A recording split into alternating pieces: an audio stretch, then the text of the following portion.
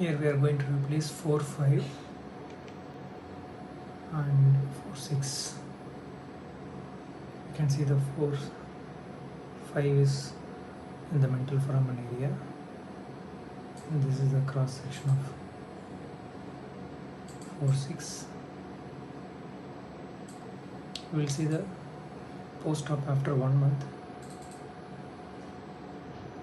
We are not seeing the immediate post-op, we are seeing post 1 month. You can see the mesial most implant we have tilted to avoid the mental foramen.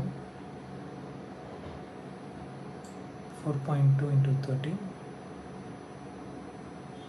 This is the post-extraction socket actually. In 1 month there is good bone fill. The middle implant is smaller diameter, probably 3.5 into 10. The distal nose is also 3.5. A short implant, 10 mm implant.